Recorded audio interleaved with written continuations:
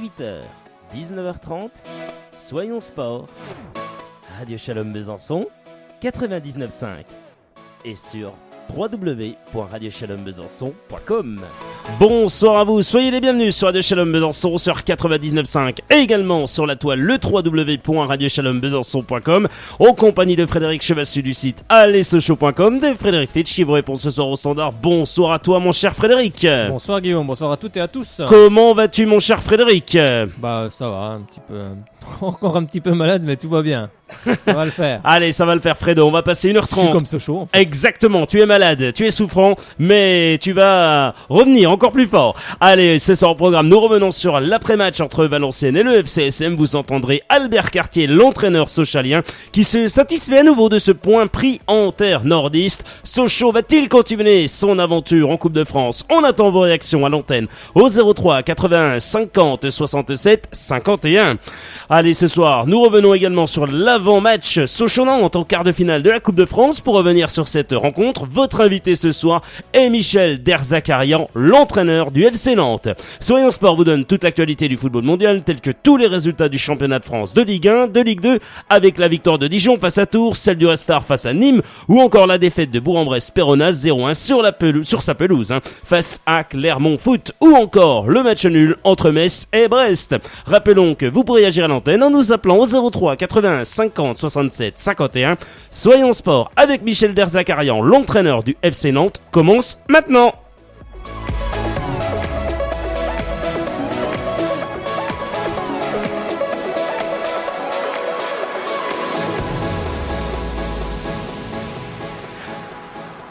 Deux minutes que nous sommes ensemble, Frédéric. Tout de suite, on commence par l'actualité région. Qu'est-ce qu'il faut retenir du sport de ce week-end? On t'écoute, ami Fredo. Il y avait encore des matchs qui n'ont pas pu avoir lieu, notamment au football.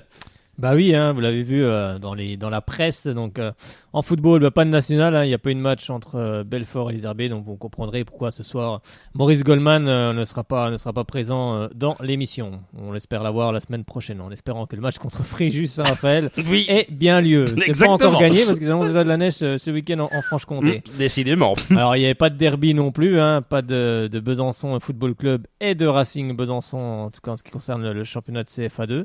Par contre, il y a un match qui était reporté mais qui a finalement eu lieu. C'était en CFA. Dans le groupe B, c'est la réserve de Sochaux qui recevait l'équipe de Sarre Union.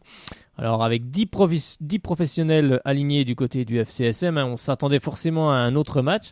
Alors les Sochaliens étaient opposés à la plus faible défense du groupe. Et c'est Sarre Union qui va se mettre en évidence sur un corner de Ben Chanan. C'est Keita qui va ouvrir le score à la 10e minute de jeu sur un corner mal apprécié par Pape Camara. Alors ça a le don de réveiller les Sochaliens, bien dynamisés dans l'entrejeu par Ramaré. Et c'est Béranguet qui aura deux belles occasions à la 17e et 36e. Thomas Robinet, bien servi par Marcus Thuram, va envoyer une frappe puissante, mais bien repoussée par le portier Oscan à la 34e. Au retour des vestiaires, les Sochaliens poussent à l'image de Thomas Robinet avec une frappe détournée par Oscan. Puis Ramaré va envoyer une tête sur la barre transversale sur un centre de Thomas Robinet à la 59e. Et sur une frappe de Caceres, c'est Vivian qui égalise de façon pas conventionnelle, mais ça va au fond des filets, 77e. Alors Vivian va avoir une occasion d'inscrire un second but à la 82e, mais le portier Oscan est encore là, ce sera finalement l'homme de la soirée. Au final, ce match nul n'arrange absolument personne, car Sochaux reste 14e et toujours relégable. Allez, il y avait du handball, c'est fini pour le football. Du handball avec la LFH et un superbe match au Palais des Sports ce samedi à 15h15. C'était la 15e journée et l'ESBF recevait l'OGC Nice. Et devait en tout cas gagner pour se qualifier directement pour les playoffs. Alors un match avec un gros enjeu, comme je le rappelais, en cas de victoire, les Byzantines seraient qualifiées directement pour les playoffs. Alors opposé à une belle équipe de Nice qui restait sur 5 victoires en 6 matchs avec des joueuses de l'équipe de France comme Alexandra Lacrabert et son bras gauche, ou encore Cléopâtre Darleux, bien sûr la gardienne de cette équipe de Nice. Alors un début de match misé sur la défense avec seulement 4 buts en 10 minutes. Et c'est un mano à mano et Nice prend l'avantage à la 23e, 8-9. Cela réveille des Byzantines agressives et qui ne lâchent rien. Nice voit des vagues déferler de toutes parts avec une Maria Munoz exceptionnelle dans les cages byzantines. Imaginez 50% d'arrêt à la 32e. À l'image d'Alizé Frécon, pourtant blessée il y a peu, qui s'est vu remettre son titre de meilleure joueuse du mois de janvier avant la rencontre, et Julie Dazet, toutes deux diminuées, se démenaient comme l'ensemble de l'équipe. Plus rien ne pouvait empêcher les Byzantines d'arracher leur billet pour les playoffs dans un palais des sports chaud bouillant devant les caméras de nos confrères de beIN Sport. Alors, la joueuse du match a été décernée à Maria Munoz. D'ailleurs, vous pouvez retrouver les images de ce match sur la page Facebook de l'émission Soyons Sport et clubsport.fr. Un très beau match. En tout cas, moi, j'ai passé un très bon moment. Le Palais des Sports était plein à craquer. Et il faut quand même reconnaître sous le parquet, il y avait quand même beaucoup de joueuses formées ici, formées au club. Donc, je pense qu'on peut être que fier de cette équipe byzantine. En tout cas, allez les suivre dès le mois d'avril pour les playoffs. Il va falloir aussi que le public a répondu présent contre Nice. Il va falloir que le public réponde présent en playoffs, car cette équipe n'aura aucune pression, car elle venait juste de monter de D2, donc vraiment aucune pression pour ces playoffs, et je pense qu'on va vivre encore de sacrés beaux matchs. Allez, il y avait de la Pro D2 aussi, et ça s'est pas très bien passé pour les garçons, c'était la 16e journée. Le SBM se déplaçait du côté de Massy. Alors un début de match accroché où les Byzantins sont présents, en témoigne le score, 3-3 à la 11e, puis 8-6 à la 18e. Alors, le GBDH va même égaliser grâce aux jambes de feu de Lucas Hugard, 10-10 à la 25e. Au retour des vestiaires, le GBDH va plonger dans un trou noir en inscrivant que 5 buts en 25 minutes, ce qui est très très peu.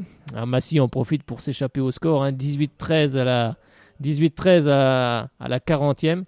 Le GBDH est dépassé 24-16 à la 54e et va finalement s'incliner dans une salle surchauffée.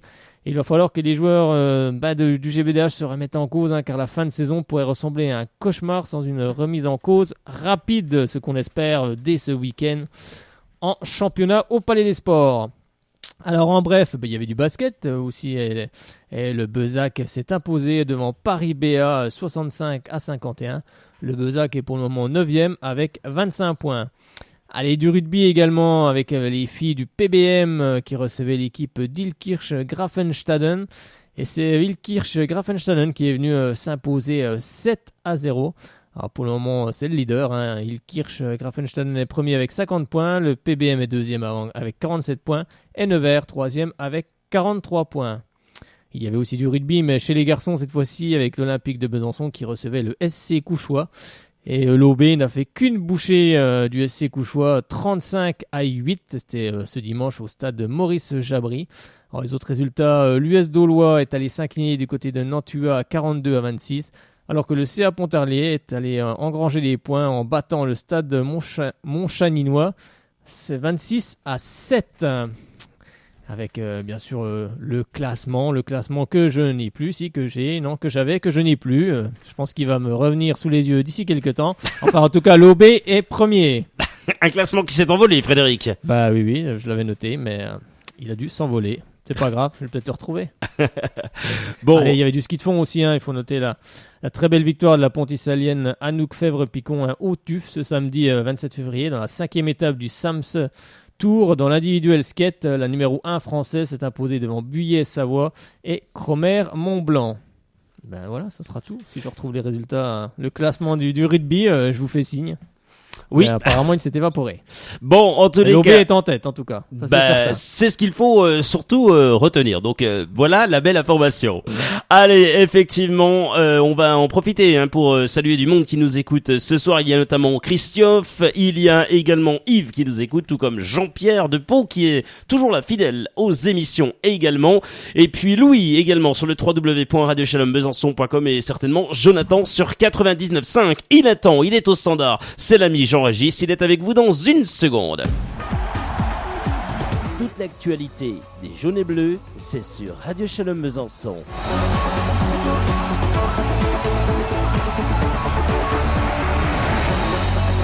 Merci à vous d'avoir choisi Radio Shalom Besançon sur 99.5 et également sur la toile le www.radiochalombesançon.com. Nous sommes ensemble jusqu'à 19h30 et on va en profiter pour accueillir Jean-Régis qui nous appelle de Montbéliard. Bonsoir à vous Jean-Régis. Bonsoir Guillaume, bonsoir Frédéric. Bonsoir Jean-Régis. Bonsoir aux standardistes que je ne sais pas qui c'est. Puisque il y a personne donc il y a personne au standard. Il est pas encore là. Il va arriver. Il va arriver. Il a d'ailleurs s'il m'entend, il est viré. Oui. Ah, c'est donc Frédéric qui m'a dit c'est casse-croûte. Non, pas vraiment, mais c'est pas grave. C'est magnifique cette émission, ça part en live. Non, mais il va arriver, vous inquiétez pas, il va arriver. D'ailleurs, Frédéric, oui, il t'a envoyé un SMS en lui disant qu'il est viré, c'est ça? Il est Oui, viré. ça y est, Il est viré. Bon, il retrouvera à la comptable et puis, foi, À voilà. l'américaine. Bon, j'enregistre le FCSM en terre nordiste, qui nous agace une nouvelle fois. Parce qu'il mène 1-0. Karl Toko Ekambi, un but plutôt pas mal, parce qu'il faut quand même le dire. Le plus dur à mettre dans cette soirée. Ouais, voilà, c'est ça en Parce que fait. les autres, ils étaient plus faciles. Ouais, ils étaient plus faciles. Florian Martin, qui heureusement après l'égalisation marque le deuxième but, lui qui est en grande forme. Et patatrac, Sochaux une nouvelle fois qui se voit supprimé de 2 points, puisque les Sochaliens n'arrivent pas à prendre ces 3 points. J'enregistre, ça devient rageant, c'est une dizaine de matchs, c'est la même chose à chaque fois, même scénario. Hein. Ah oui, non, mais ça devient déprimant même. Hein. C'est même préoccupant parce que quand tu entends les réactions après, surtout d'Albert Cartier, moi je ne le comprends pas, qui dit qu'il est satisfait de ce qu'il a vu et du point ramené de Valenciennes. Du point qu'on est parti, il sera satisfait de la relégation nationale, quoi. Non, mais faut qu'il arrête, quoi. On dit en plus de faire très attention à Pierre Slidja, qui était le meilleur buteur de Valenciennes vendredi soir. Qu'est-ce qui se passe? Pierre Slidja, il y a une grosse erreur de marquage, je crois, sur le deuxième but de Jérôme. De Jérôme, hein. Là, elle est énorme, celle-là. Comment? Elle est énorme, l'erreur de marquage sur le deuxième but. Ah oui, mais c'est toute l'équipe. Il y a 4 joueurs qui sont pas du tout au marquage, qui regardent le joueur faire la passe à la part à Slidja, qui lui arrive à se démarquer. Et là, personne n'est au marquage, mais personne du tout. Mais là, c'est un but, je sais pas, même en junior, on te dit de faire attention, mais là c'est énorme, c'est pas normal. Ouais. C'est pas normal, quoi. On doit normalement, je suis désolé, on doit repartir avec les 3 points. Karl Toko Ekambi, on va dire encore que j'ai fait un procès ce soir, mais je suis désolé, il a encore une énorme occasion de 3-1. Ah bah oui, celle-là elle est énorme, il doit la mettre au fond celle-là. Celle-là, elle doit aller au fond, ah oui. Je suis désolé, quoi. C'est encore un procès que j'ai fait ce soir. Faut qu'il se bouge, hein, Karl, parce qu'autrement... le pire c'est qu'il... sans lui faire injure, on va avoir une attaque Sako Mbombo pour la fin de la saison, et ce sera pas plus mal, quoi. Hein. Non, mais c'est rageant. C'est encore 2 points de perdus. Heureusement que les autres adversaires n'ont pas fait de résultats positifs. Le Paris FC quand même a failli l'emporter contre Auxerre vendredi soir. Créteil, j'ai vu la fin de la rencontre. Créteil, je trouve cette équipe beaucoup plus faible que nous. Mais bon, vu que ils ont touché 4 fois les montants. Sur la tête, ils ont touché 4 fois les montants. Ouais, ils ont touché 4 fois les montants, donc 2 fois par mollet. Donc voilà, quoi. Et puis on a appris cet après-midi l'éviction de Régis Brouard, l'entraîneur de Niort. Donc si ça se trouve le choc psychologique à Niort va fonctionner avec je crois la nomination de Karl Touraine. Je vous donne peut-être une info que vous n'avez pas donnée, non? Je sais pas. Si, on l'avait pas donnée, mais moi je l'ai vu, oui. Ouais. Ah d'accord, je donne une info exclusive pour tout le monde. Non, comme ça elle est donnée, voilà, c'est fait. C'est problématique, quoi. Hein. C'est la même rengaine. Alors, ce que je crains, c'est qu'ils s'économisent pour le match contre Nantes. S'ils nous font encore un match de feu contre Nantes, ça veut dire qu'ils se foutent de notre gueule, quoi. Donc, c'est tout simplement, on n'est pas bon. C'est tout, hein. Je crois qu'il faut pas chercher très loin. On n'est pas bon, c'est tout. On n'est pas costaud. Là, c'est le match à Valenciennes, c'est pas normal. On doit gagner 2-0 sans problème, et on doit remporter ce match haut la main, sans faire injure à cette équipe de Valenciennes, mais on doit remporter ce match. Le deuxième but, il est anormal. Moi, je peux le dire devant mon écran, j'étais fin fou, quoi. Je dis, c'est pas possible de prendre des buts comme ça. C'est sûr que si on n'arrête pas de prendre des buts comme ça, on n'y arrivera jamais. Après, pour revenir sur Karl Toko Ekambi, il fait une très belle action. C'est un très beau but qu'il met, le premier, en tout cas. Et après, il a des buts plus faciles à mettre. Mais des fois, on dit souvent que c'est les plus difficiles à mettre. Mais s'il veut vraiment être un grand buteur, il doit au moins en claquer une au fond. Et il a largement les possibilités. En plus, c'est des actions qui sont beaucoup plus faciles à concrétiser que le premier but qu'il a mis. Donc c'est vraiment dommage. Puis en plus, Valenciennes nous donne le second but sur un coup franc de Florian Martin très bien tiré. D'ailleurs, il a fait un très grand match sur ses coups francs. Ils étaient tous bien tirés. Voilà. C'est sûr que dès qu'on tire bien les coups francs, on est tout de suite dangereux. Donc c'est vrai qu'il a fait un très bon match. Et c'est vrai que à 2-1, bah, tu blindes derrière, c'est fini. 2-1, tu blindes. Bon, on a cherché à marquer le troisième but. Ça, j'enlèverai jamais à cette équipe d'aller de l'avant et d'aller chercher ce troisième but. Mais parce que de toute façon, on ne sait pas garder un score, donc autant aller chercher le troisième but pour être plus tranquille. Mais là, on se fait avoir comme des bleus. Après, Pierre Gibaud se fait avoir sur le côté. Tu fais faute. Tant pis, tu prends un carton. Là, la prestation de Pierre Gibaud, moi, je le mettrais en flop. Hein. Effectivement, flop de Pierre Gibaud. Hein. Il fait pas un bon match, mais le problème c'est ça, c'est qu'à chaque match, il y en a toujours un ou deux qui font des mauvais matchs, qui sont pas réguliers, et à chaque fois ça plombe tout. Mais là, j'en veux surtout à l'équipe entière là, parce qu'on devait, même si bien sûr dans l'équipe il y en a qui ont surnagé plus que d'autres, mais c'est surtout que voilà, on doit garder ce score, on devait gagner ce match largement. Puis, mais bon, comme tu dis, hein, on dit ça depuis 10 matchs. Oui. Combien de matchs on est passé à côté et on aurait dû les remporter? Mais le point, je pense que Albert Cartier a souligné le point positif, mais le point positif, je pense, c'est peut-être pas, voilà, c'est un point positif parce que les autres équipes n'ont pas gagné, parce que si elles avaient gagné, je pense pas qu'il aurait eu la même approche. À mon avis, c'est peut-être plus là-dessus qu'il a voulu dire que c'était un point positif parce que les autres n'avançaient pas non plus. Bon, moi je le comprends comme ça. Hein. Après, j'espère que c'est parce qu'au niveau de l'équipe, il y a quand même des points négatifs. Hein. Le deuxième but, tout est négatif sur le deuxième but. Donc, le deuxième but comprend, hein, bien évidemment. Mais moi, je le pense comme ça. Après, de toute façon, on n'a pas le choix. On est obligé de faire avec cette équipe jusqu'à la fin de la saison. Donc, c'est vrai que le retour d'Adisako, je pense, va nous faire beaucoup de bien. Il va apporter de la percussion, de la vitesse. Mais il faudra penser aussi à défendre, hein, parce que notre point fort, c'était la défense. Maintenant, ça commence à devenir notre point faible. Alors, est-ce qu'on peut se poser la question sur un turnover? Est-ce qu'il n'y a pas des joueurs qui commencent à être physiquement bien entamés? Eh ben, il va falloir qu'Albert Cartier se pose quand même la question.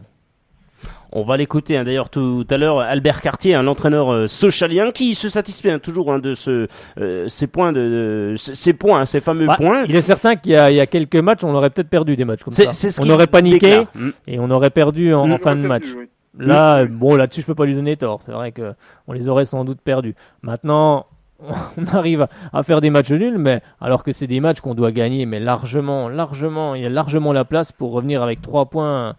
Il y avait largement la place. Mais pour ça, c'est sûr que si on se prend des buts bêtes comme ça, on va pas y arriver. Après, il faut espérer que tout le monde va se mettre dans le même sens, et tout le monde va travailler pareil, tout le monde va être à 100% à chaque match. Ce qui n'est pas le cas encore actuellement. Alors peut-être qu'il y a des joueurs qui commencent à être entamés physiquement, hein, parce qu'on joue quand même le maintien depuis le début de saison, donc c'est sûr qu'au bout d'un moment ça commence à peser dans les jambes, dans les têtes, mais on peut toujours se sauver, donc il va falloir que certains se bougent et puis peut-être faire monter aussi d'autres joueurs pour amener un peu de la concurrence dans ce groupe et puis prier. Alors Frédéric, il y a Maria qui vient d'envoyer un message. Frédéric, Maria, à ton avis, c'est qui? Qu'est-ce que tu as parlé tout à l'heure? Tu as parlé de quoi? J'ai parlé de handball. Exactement. Ça fait du bien d'écouter de bonnes choses, comme beaucoup de fois, et c'est signé de Maria. Ça fait super plaisir. On vous embrasse bien, bien fort, Maria, vraiment. Et c'est la gardienne de l'ESBF. Exactement, Frédéric, qui écoute l'émission. En tout cas, bravo, parce qu'elle a fait un gros match. Parce que si on gagne samedi soir, c'est en grande partie aussi grâce, bien sûr, à Maria Munoz. Mais aussi à toute l'équipe byzantine, mais dans les buts, elle a fait des arrêts sensationnels dont je me rappelle, là le match aurait pu tourner, on fait un petit aparté, hein. Là le match aurait pu tourner quand Alexandra Lagrabert part au but en contre et Maria Munoz arrête son tir. Là le match il a basculé en faveur de Besançon, mais c'est vrai que ça fait plaisir de voir une équipe byzantine qui a tant souffert ces dernières saisons, hein, avec on sait tous les problèmes financiers, qui est redescendu en D2 et qui a un très bon centre de formation avec toutes des joueuses qui ont été formées ici et qui sont montées dans l'effectif. C'est venu tout doucement, hein. C'est sûr qu'en Ligue 2, en D2 ça a été compliqué, mais le club est remonté en première division, et là avec ces jeunes joueuses comme je vais prendre l'exemple Chloé Bouquet qui a pris peut-être un carton rouge sur ce match, mais qui a fait un gros match aussi avec toutes les joueuses formées ici. Donc la formation, il n'y a rien de mieux. La formation, c'est la base de tout dans tous les clubs. Et bah, c'est grâce à ça que le SBF est pour le moment remonte en haut de classement. J'espère que dans les années qui viennent, on reverra l'équipe de Besançon en Coupe d'Europe. Parce qu'on les a vus, les 5 championnes du monde sur le parquet à Besançon. Moi, je les ai vus jouer. Donc avec Raphaël Tervel, bien évidemment, qui est le coach maintenant de cette équipe, avec Sandrine Mario Delers. Donc on les a toutes vues jouer et on a envie que le SBF remonte au plus vite et puis au plus haut sommet. Voilà, c'était mon petit aparté. Donc bravo à Maria Munoz pour ce match. Merci, voilà, aparté fini, bien entendu. Mon cher Jean-Régis, grand merci à toi d'avoir été avec nous comme à son habitude. On te souhaite une excellente soirée et... Est-ce que je peux donner un petit résultat? Oui, je pense qu'on va aller à Courtefontaine, non? Ah oui, avec une belle victoire hier du côté de Dampierre-les-Bois, 1-0 en match en retard. Mon Dieu, ça c'est de l'info.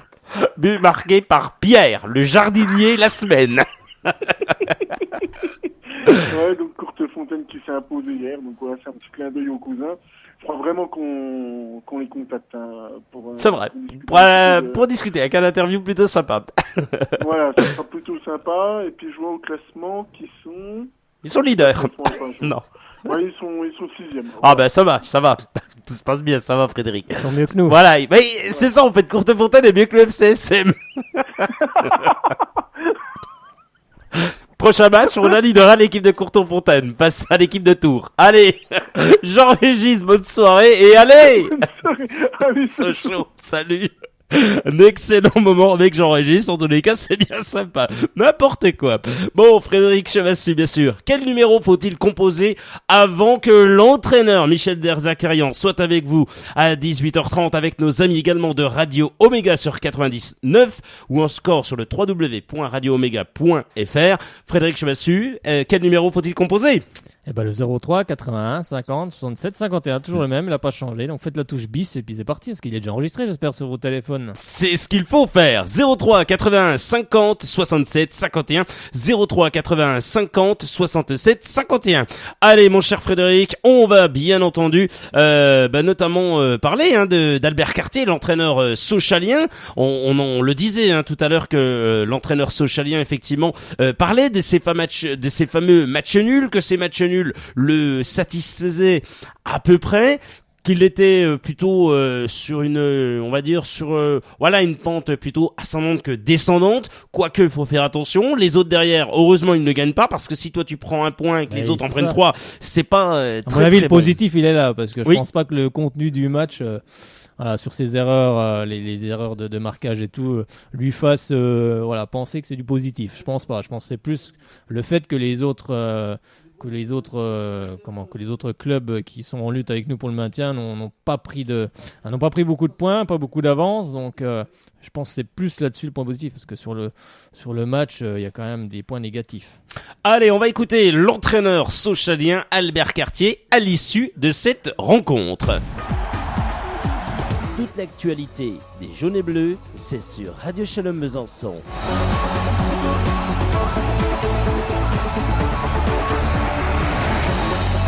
C'est un nul qui nous donne de l'espoir aussi, parce que je dis pas qu'on n'a pas de regret d'avoir mené 2 fois au score, d'avoir peut-être eu à 2-1 des opportunités de faire 3-1 et de prendre un peu plus l'ascendant sur notre adversaire, mais c'est un match que tu peux perdre aussi, parce que tu sais pas trop comment la bobine elle se déroule ou elle s'enroule, et c'est toujours compliqué.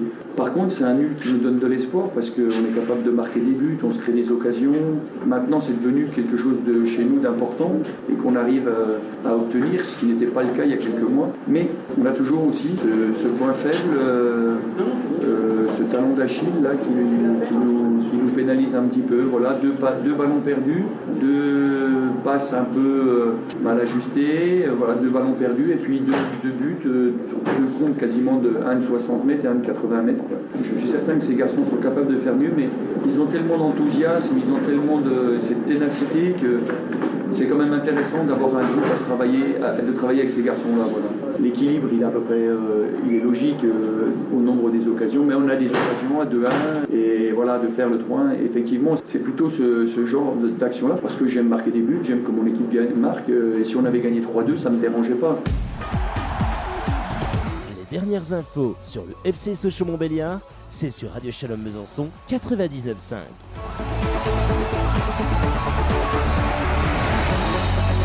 Eh oui, si on avait gagné 3-2, ça ne me dérangeait pas. Hein. C'est signé Albert Cartier, l'entraîneur sochalien qui revenait après cette rencontre face à Valenciennes. Effectivement, même si on prend des buts, si derrière il y a un but de plus, c'est ce que dit souvent Frédéric Choissu assez souvent dans cette émission. Effectivement, on va plus se poser de questions. Il faut marquer des buts tout simplement. Et Il faut des points. voilà, il faut de toute façon il faut des points. Pour avoir des points, il faut marquer des buts et gagner des matchs.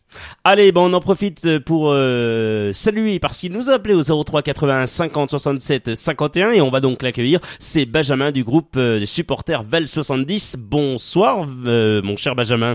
Bonsoir Fred, bonsoir Guillaume. Bonsoir Benjamin. Comment ça va, Benjamin? Eh ben écoutez, ça va. Oui, le FCSM qui, une nouvelle fois, n'arrive pas à prendre ces fameux 3 points, cette fameuse victoire qui, chaque fois, leur pend au nez, hein, Benjamin. Mais après, c'est vrai qu'on n'arrive pas à tenir un résultat, donc ça devient quand même assez embêtant. Mais en tout cas, faut y croire jusqu'au bout et puis on fera le maximum pour pousser l'équipe au maintien. Ouais, c'est vrai que ce fameux, cette opération maintien, Oui. il est là, C'est lancé depuis le début de saison. C'est déjà. mais c'est ça, en fait, c'est ce que je veux dire. En fait, c'est lancé depuis le début de saison.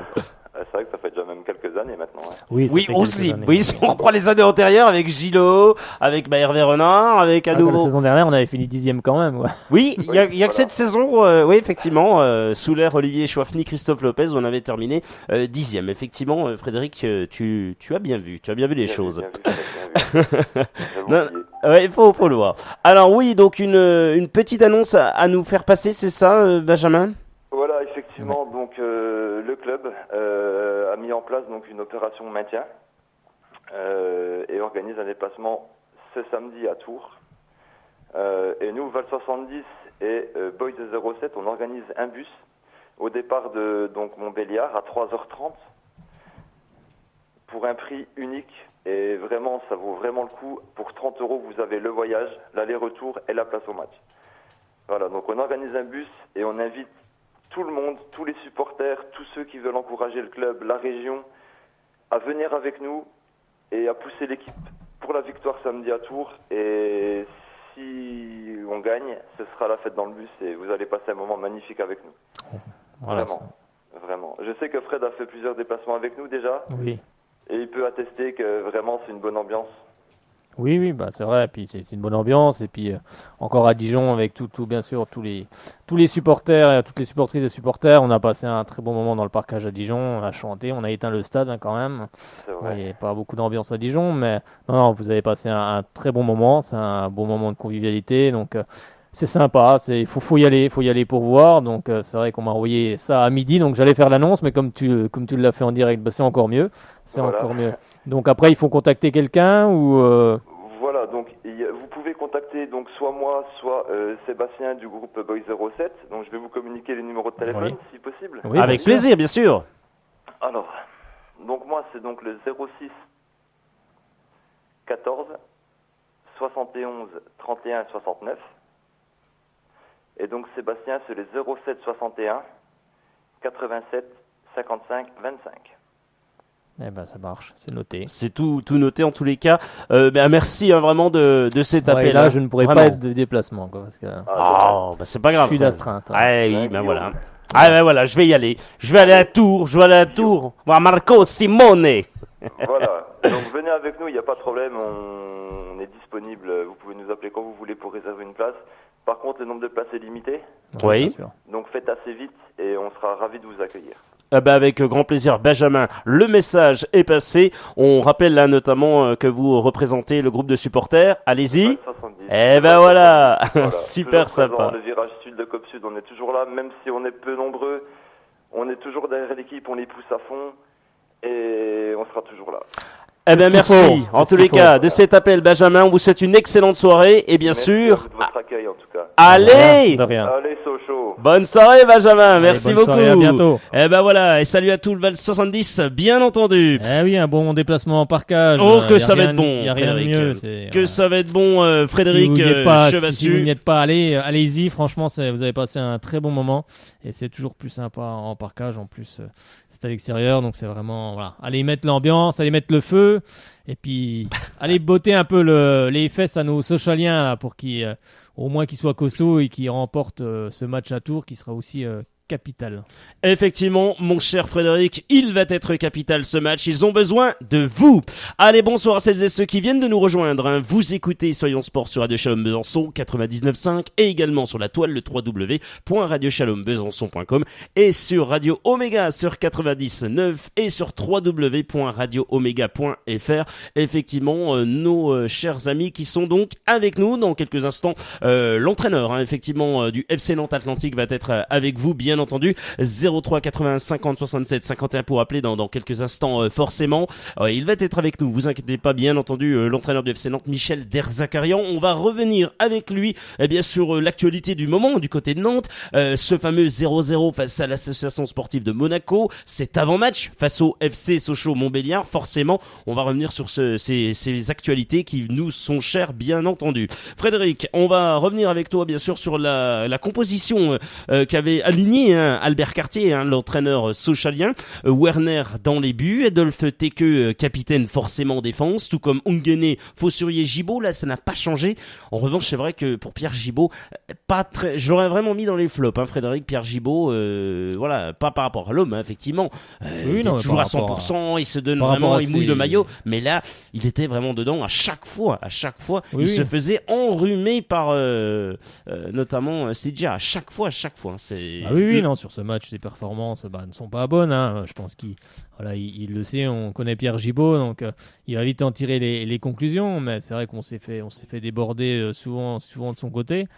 Sur le but, le but arrive de son côté également. Il met pas ce qu'il faut pour arrêter bien sûr le joueur valenciennois, et il arrive à faire une belle passe à Slidja qui lui s'est amusé avec toute la défense, parce qu'il a réussi à se démarquer. Il y avait 4 Sochaliens tout près de lui, mais il a réussi à se glisser.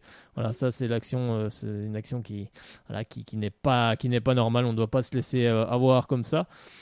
Mais c'est le football. Après c'était déjà juste Werner et ça fait 2 partout. C'est vrai qu'on était, moi j'étais personnellement dépité quand j'ai vu l'action et le but, mais ça résume notre saison, un peu comme à Dijon, on n'a pas réussi à tenir le score, mais en face c'était Dijon. Là je pense que Valenciennes c'est quand même un cran, plusieurs crans même en dessous de Dijon, donc on devait se montrer costaud. À 2-1 on devrait se montrer costaud, et ramener ces 3 points qui nous auraient fait énormément de bien justement avant de jouer Nantes en coupe et de jouer surtout Tours ce samedi, Tours qui s'est imposé, Tours qui pour le moment est en train de bien remonter au classement, donc mais là qui s'est incliné face à Dijon 3-0, Frédéric. Ils sont inclinés face à Dijon, et la semaine d'avant ils avaient battu Valenciennes 1-0, un match accompli contre Dijon. C'est Dijon, c'est à Dijon. Sochaux a tenu en échec le leader, c'est déjà pas mal, mais ça va être un tout autre match du côté de Tours, bien évidemment. Mais non, sur ce match c'est vraiment frustrant, rageant, de ne pas ramener 3 points, parce qu'il y avait largement la place. Mais comme d'habitude, Sochaux ne s'est pas montré costaud, et c'est vrai que comme je disais tout à l'heure, notre point fort était la défense. Maintenant ça commence à devenir un peu notre point faible, mais à 2-1 il faut se montrer costaud, il faut blinder derrière. C'est vrai qu'on a cherché à marquer ce 3e but, on aurait pu marquer ce 3e but, on a eu largement les occasions, on a eu un nombre d'occasions incalculable, mais le problème c'est qu'on en met très peu au fond. Là on avait réussi à en mettre 2 avec l'aide du joueur de Valenciennes qui avait donné le 2e but pour Sochaux, mais en fin de partie, ça ne sourit pas, on n'arrive pas à garder le résultat, on craque tout simplement, et ça commence à poser question, à poser souci, et il va pas falloir craquer comme ça souvent, parce que là déjà dans nos prochains matchs, les derniers matchs, ça va être contre des gros calibres de ce championnat. On a un calendrier qui n'est pas facile, mais j'ai regardé un peu le calendrier de Niort et de Créteil, c'est pas mieux. Donc il va falloir se montrer solide, très solide, si on veut remporter des matchs, mais on en est capable. Donc maintenant il faut arrêter, il faut que les joueurs se remettent de ce match et se remettent tout de suite en ligne. La coupe, c'est bien, c'est la Coupe de France, c'est bien, mais on va jouer ce match, mais le plus important reste le match contre Tours. Donc il faudra aussi que les joueurs répondent présents lors du match contre Tours et ne refassent pas les mêmes erreurs en fin de match. Après, en fin de match, voilà, tu prends les ballons, tu les envoies en tribune. Hein. Tu serres le jeu derrière et t'envoies les ballons en tribune. Tout simplement. Bon, Frédéric, je vais dire la vérité. Je viens de recevoir un appel à l'instant, donc je peux pas répondre forcément. C'est Frédéric Fitch qui s'en occupe de Michel Derzakarian. Donc on a reçu son appel, donc on va voir. J'espère, je croise les doigts, que ce n'est pas pour on va dire, voilà. Bah, j'espère que non. J'espère En vraiment. retard. Ouais, voilà. Bah, peut-être qu'on le prendra à 19h. On va voir en tous les cas. Ce qu'on me dit, Frédéric. Oui, ça y est, c'est tout bon. On peut le rappeler. Ah bah magnifique, bah c'est très bon ça. Ah bah Frédéric, vous avez vu ça en direct et tout. Michel Derzakarian qui nous appelle, vous dit oui c'est bon, on peut me joindre, allez-y. Très sympathique en tous les cas Michel Derzakarian. Bah il va être avec vous dans quelques instants. On va revenir avec lui notamment sur ce match face à Monaco. Qu'est-ce qu'il en a pensé lui de son équipe, lui qui ne perd pas beaucoup, qui fait beaucoup de matchs nuls effectivement avec l'équipe de Nantes. Frédéric, il y a pas beaucoup de victoires mais il y a beaucoup de matchs et ils ne perdent plus, hein, surtout les Nantais. Donc on va voir ce que ça va donner dans quelques instants. Oui, une belle équipe de Nantes. J'aime beaucoup cette équipe, effectivement, et ça presse beaucoup. Hein. Ça presse beaucoup. C'est vraiment une équipe qui aime. Qui va de l'avant. Voilà, exactement, qui va de l'avant, qui presse. Donc on va voir ce que ça va donner face aux Sochaliens dans quelques instants. Effectivement. Allez, Frédéric Chevassu, on va donc accueillir l'entraîneur du FC Nantes, Michel Derzakarian. Eh bien, il est avec vous. Oui, oui, ça y est, enfin, dans une seconde. Dernières infos sur le FC Sochaux-Montbéliard, c'est sur Radio Shalom Besançon 99.5.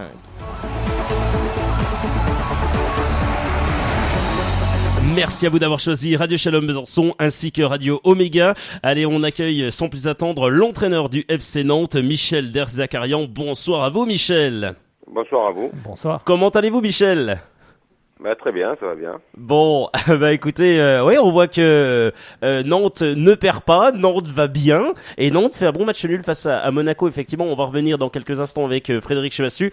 Frédéric, première question pour l'entraîneur nantais. Alors c'est vrai que le FC Nantes est invaincu depuis 15 matchs. Comment analysez-vous le parcours de votre équipe justement depuis le début de saison ? Écoutez, on avait bien entamé notre début de saison. Après, on a eu un petit trou pendant un mois et demi. Hein, on était beaucoup moins performants. Et puis, depuis le mois de novembre, on est invaincu. Début novembre, on est invaincu. Ça fait 16 matchs, toutes compétitions confondues, qu'on perd pas et qu'on se qualifie en coupe. Voilà.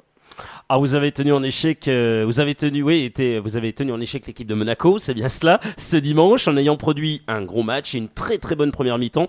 Comment analysez-vous cette rencontre, vous, Michel ? Comme vous l'avez dit, on a très bien entamé le match. Malheureusement, on n'a pas su concrétiser les occasions qu'on s'est créées. Et après le match, la deuxième mi-temps a été beaucoup plus fermée par rapport parce que Monaco a défendu. Il a truqué le match encore plus et puis ils ont essayé simplement de nous contrer et d'accentuer leur possibilité de marquer des buts sur des phases arrêtées. Mais dans l'ensemble, on a bien géré et ils ont eu une occasion nette en deuxième mi-temps sur une patte de Val, mais l'arbitre, je pense qu'il aurait dû siffler faute pour nous parce que le joueur s'est mis à 2 mètres du ballon. Il a contré un coup franc de notre part qui a engendré une contre-attaque. On aurait pu prendre le but, quoi. Oui, c'est vrai que c'est rageant parce que cette équipe de Monaco a eu une seule occasion, un seul tir cadré face à Nantes qui a eu beaucoup plus d'occasions et qui surtout a été de l'avant dans cette rencontre. Oui, on a fait un bon match, mais malheureusement on n'a pas su marquer dans nos temps forts. Et au foot, il faut marquer des buts pour gagner. Oui, c'est vrai. Alors Nantes est tout près de la 3e place, peut encore se qualifier comme beaucoup d'équipes pour l'Europe. Oui, surtout qu'on a encore un match en retard, même si à Bastia. Voilà, on a un match supplémentaire à jouer et à nous de prendre des points à Bastia. Alors, c'est vrai que c'était pas forcément évident après le départ de certains joueurs cadres comme Verretou, Djiloboji, Nkoudou, mais les arrivées de Tigerson, Thomasson ou Lanjani ont apporté un plus. Il faut ensuite que les joueurs se trouvent sur le terrain. Oui, on a renouvelé pratiquement toute notre défense avec Viscarando qui était là l'an dernier. On a modifié beaucoup le milieu de terrain aussi et l'attaque. Voilà, il y a beaucoup de joueurs qui sont arrivés et il y a eu une acclimatation aussi. Ces joueurs-là ont été un peu plus un peu plus difficile, mais c'est normal aussi parce que quand on arrive dans un nouveau club, il y a toujours un laps de temps pour s'acclimater, surtout pour les étrangers. Et la connaissance de notre championnat qui est, même si elle est décriée, et je pense que c'est un championnat très, très compliqué aussi. Voilà, c'est à part Paris qui survole, tout est très difficile pour toutes les équipes. Alors vous allez venir du côté de Bonal pour affronter le FCSM en Coupe de France ce mercredi à 19h. Vous avez dit que la Coupe de France était un objectif. Dans quel état d'esprit êtes-vous avant cette rencontre, Michel ? On a beaucoup d'abord on a beaucoup de respect par rapport à cette équipe sochalienne qui est, même si elle est mal classée en championnat, c'est une équipe et c'est un club formateur où il y a beaucoup de jeunes qui jouent dans cette équipe et voilà, ils ont c'est une équipe qui a des qualités, qui va vite devant, qui défend bien, qui contre vite. Voilà, à nous de respecter cette équipe et de faire le match qu'il faut, parce que sur un match tout peut arriver, et à nous d'être très solide pour pouvoir se qualifier pour les demi-finales. Mais on a cette ambition-là d'aller au Stade de France et d'amener notre public au Stade de France. Et je pense que ça va être pareil pour Sochaux, et je pense que ça fera un beau match. Alors justement, vous êtes surpris de voir cette équipe quand même qui n'arrive pas à sortir de cette zone rouge depuis pratiquement le début de saison? C'est toujours compliqué quand vous êtes mal classé, et, quand vous jouez pas libéré, quand vous jouez votre survie encore plus en Ligue 2, où le championnat est très compliqué aussi. Voilà, c'est psychologiquement et nerveusement, c'est toujours plus compliqué pour les joueurs, et surtout quand c'est des jeunes joueurs qui n'ont pas d'expérience, c'est encore plus difficile. Oui, parce que c'est quand même un sacré paradoxe, parce que finalement Sochaux marche bien en Coupe de France, parce qu'ils ont réussi à éliminer l'AS Monaco, mais par contre en championnat ils n'y arrivent pas du tout. Comment on peut l'expliquer selon vous? Ça je sais pas, je suis pas là pour les voir tous les jours. Il y a peut-être une part psychologique aussi. Ouais. Mais je pense qu'ils ont un bon coach avec Albert Cartier. J'espère qu'ils vont se maintenir, parce que c'est quand même un grand club et un grand club formateur. J'espère qu'ils vont rester en Ligue 2. Alors c'est vrai que la Nantes est restée longtemps en Ligue 2. Selon vous, quels sont les ingrédients à mettre en place justement pour s'extirper dans cette Ligue 2 qui n'est vraiment pas évidente? Il faut trouver l'amalgame entre des joueurs expérimentés et des jeunes joueurs qui vont se compléter, et puis avoir une bonne assise défensive, parce que c'est important dans le football, avoir des bases solides, voilà. Et puis avoir des joueurs de talent, et il faut quand même un joueur qui soit capable de marquer des buts pour gagner les matchs. Le foot, c'est souvent ça, c'est La réussite quoi aussi. C'est marquer des buts pour un but de plus que l'adversaire pour gagner. Tout à fait. Michel, quelle sera la clé de ce match selon vous face au FC Sochaux-Montbéliard? La clé, je sais pas. Il va faire un match très très très solide, parce que c'est une équipe qui a des qualités aussi, capable de marquer des buts, et qui ont des joueurs qui vont vite en contre.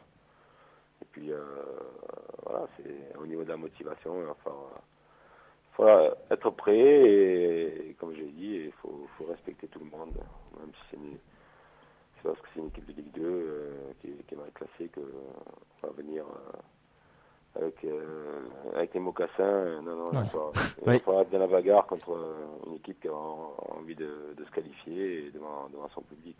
Ouais, effectivement, dont vous parlez des joueurs qui peuvent être importants et rapides. C'est vrai qu'Adisako va être de retour, Michel, donc attention, Adisako, c'est l'homme en forme du côté de la maison sochalienne. Attention, Carl Toko Ekambi qui revient également. Il y a des joueurs comme ça, d'expérience aussi. Julien Faussurier également. Florian Martin qui est en pleine bourre en ce moment, Michel. Attention à ces joueurs. On les connaît, on les a vus jouer. On a suivi leur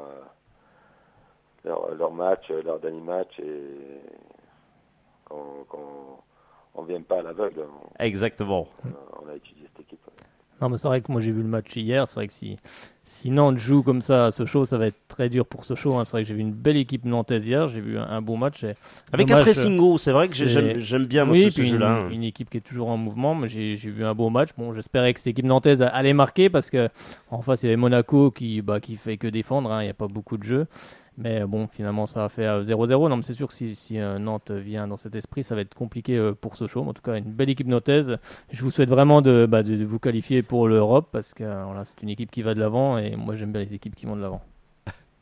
C'est gentil, merci à vous. Bah avec grand plaisir en tous les cas. On a été très heureux d'avoir été avec vous, Michel Derzakarian. On vous souhaite une bonne continuation avec le FC Nantes. On remercie infiniment la personne chargée de communication qui a fait un travail remarquable, à qui vous a vu notamment entre midi et 2 pour pouvoir faire cette interview. Merci vraiment à vous le FC Nantes. Hein, vraiment, non mais vive les Canaries, moi je vais le dire. Voilà, vous êtes jaune aussi. Alors pas bleu, mais voilà, vous êtes jaune et vert. Il y a jaune et bleu. Mais en tous les cas, non, ça fait très très plaisir de vous avoir eu. Et puis on se retrouve au match notamment mercredi où on espérera vous voir un petit coup. Ben, merci beaucoup Michel Derzakarian, excellente soirée à vous. Merci et bonne préparation. Au revoir Michel, au revoir. Et ben voilà un excellent moment avec l'entraîneur du FC Nantes, Michel Derzakarian. Ça fait super plaisir en tous les cas. Ouais, c'est vrai qu'il y a du jaune. Bon, bah, c'est pas jaune et bleu, mais voilà, une belle équipe. On garde un beau souvenir de Nantes. C'était en Coupe de la Ligue, hein, lors de la finale hein, au Stade de France, pardon. Donc c'était un très bon moment avec, bien sûr, on s'en rappelle tous, la panenka de Michael Landreau, hein, qui est un très grand gardien.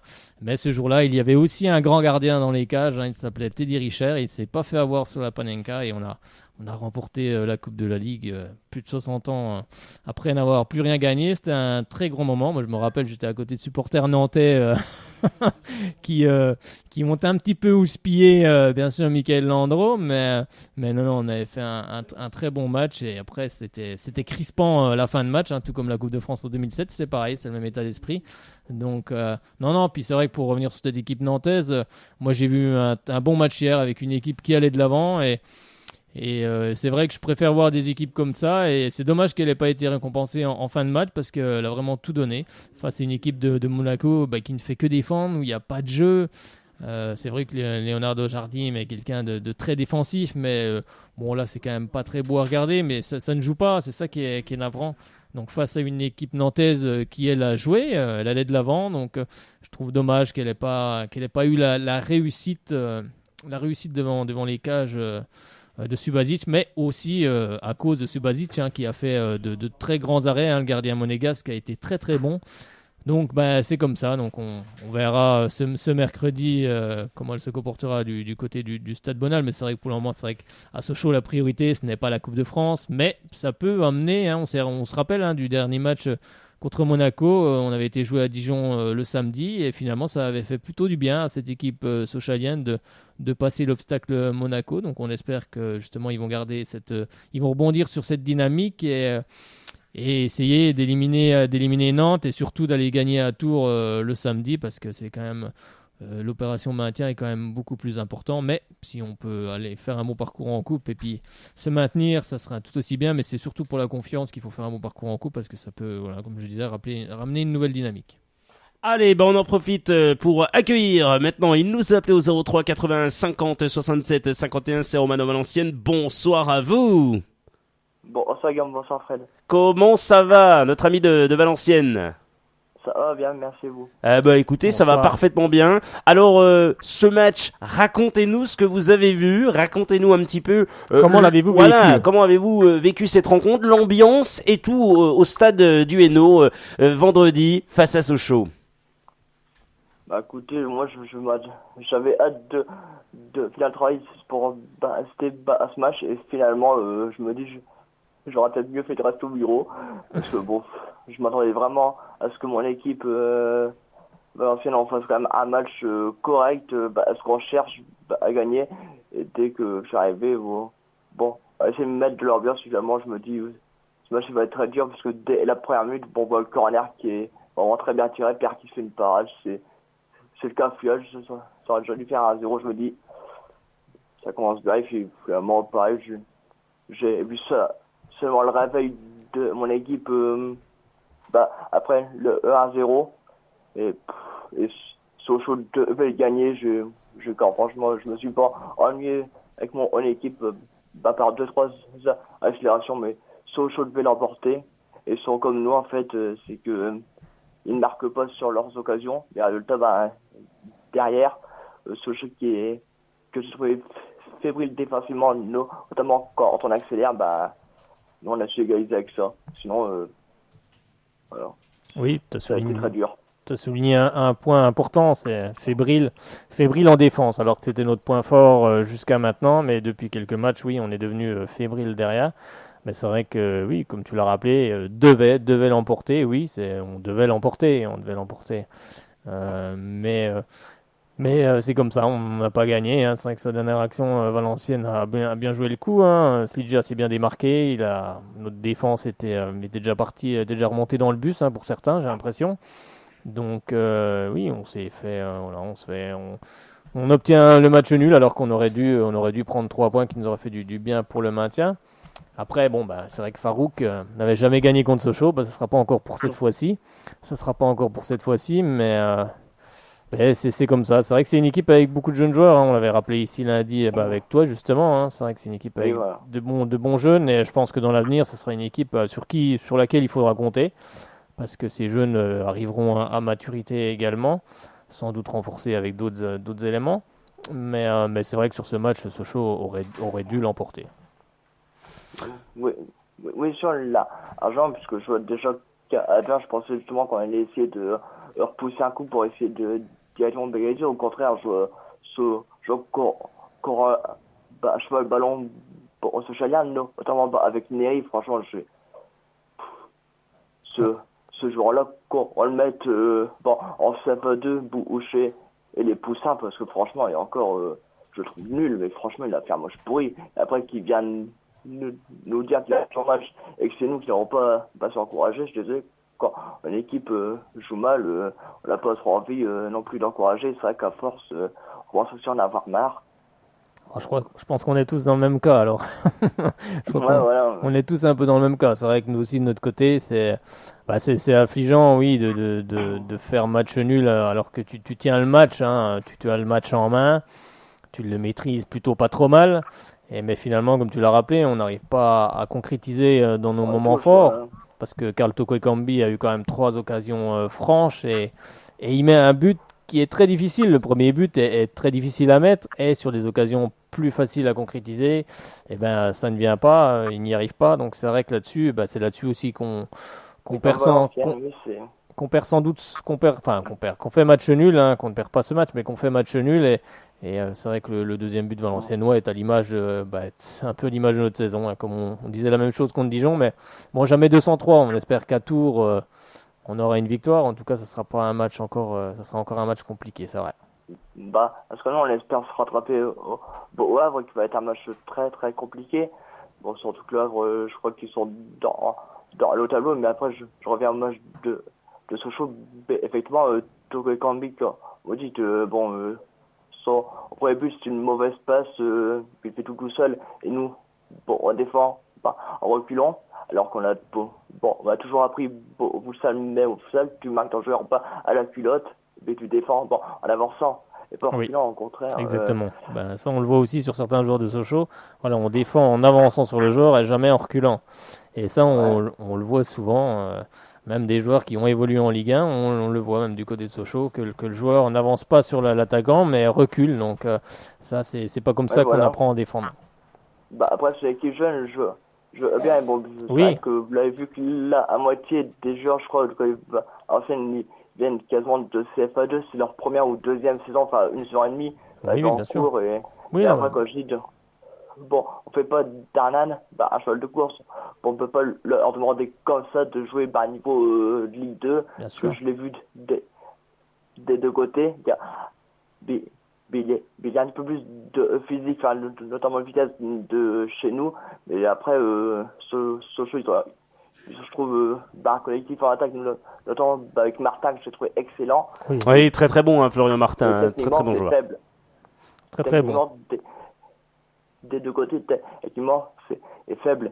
Et c'est là où on voit que ce sont deux équipes du bas de tableau. Ah bah oui. Exactement. Bonne analyse en tous les cas, Romain. On vous remercie infiniment de nous avoir appelés, effectivement, depuis Valenciennes, 03 81 50 67 51. Merci à vous. Bonne fin de soirée. Bonne saison pour Valenciennes, bien entendu. Et puis, à l'année prochaine, je l'espère, bien sûr. On croise les doigts. Bonne soirée à vous. Au revoir. Bonne soirée, Et ben voilà, un excellent moment avec notre ami valenciennois. 03 81 50 67 51. 03 81 50 67 51. Venez réagir à ce qui se dit à l'antenne. Vous avez la parole. Vous écoutez Radio Shalom Besançon ainsi que Radio Oméga sur 99 et radio-oméga.fr. Allez, Frédéric, on va revenir notamment sur Karl Toko Ekambi qui reprend la tête et Florian Martin qui se place, Frédéric. Ça, c'est une belle info également. Auteur de face à cette équipe de Valenciennes. Eh bien, il est auteur de son 8e but de la saison, Karl Toko Ekambi. Il a repris seul la tête des buteurs.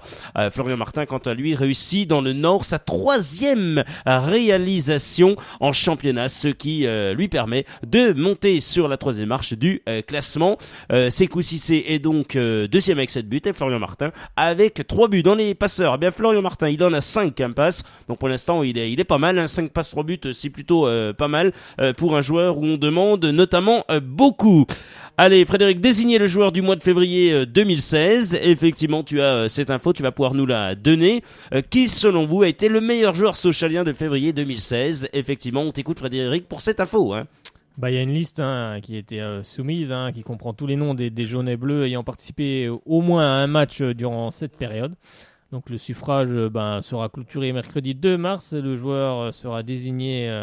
Le joueur désigné recevra son trophée lors du quart de finale de Coupe de France face au FC Nantes. Allez, bien sûr, on continue cette émission. On va accueillir sans plus attendre Dominique qui nous appelait au 03 81 50 67 51.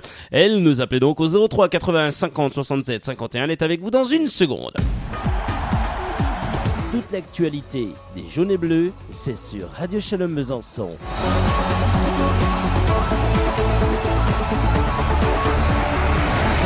Merci à vous d'avoir choisi Radio Shalom Besançon ainsi que Radio Oméga. Nous sommes ensemble jusqu'à 19h pour effectivement sur Radio Shalom Besançon, ça jusqu'à 19h30 et puis Radio Oméga jusqu'à 19h. Bonsoir à vous Dominique. Bonsoir Guillaume, bonsoir Fred. Comment allez-vous ? Bonsoir. Tout va bien Dominique ? Ça va. Ça va bien ? Bon, C'est dommage pour ce show, comment ?